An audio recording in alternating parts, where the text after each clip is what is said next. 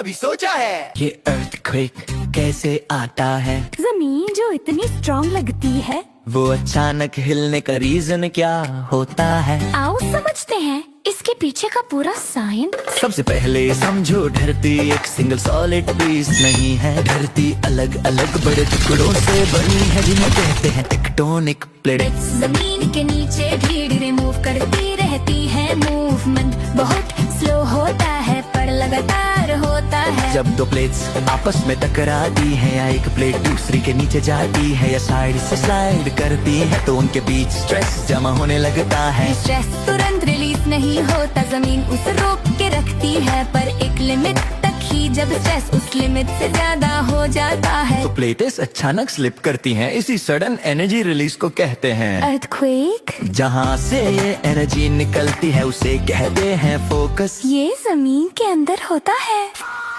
Focus के बिल्कुल ऊपर सरफेस पर जो जगह होती है, उसे कहते हैं एपिसेंटर। सबसे ज्यादा शेकिंग एपिसेंटर के पास होती है। इस एनर्जी के रिलीज से सेस्मिक वेव्स बनती है। ये वेव्स जमीन के अंदर और सरफेस पर हर डायरेक्शन में ट्रैवल करती हैं। ये वेव्स ही बिल्डिंग्स को हिलाती है, सड़कों को क्रैक करती है और डैमेज करती है। अर्थक्वेक की पावर मैग्नीट्यूड से मेजर होती है।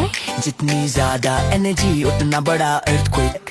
डैमेज डिपेंड करता है एपिक सेंटर से डिस्टेंस। जमीन की टाइप और बिल्डिंग्स कितनी स्ट्रॉन्ग है इस पर, इसलिए हर अर्थ की डिस्ट्रक्टिव नहीं होता।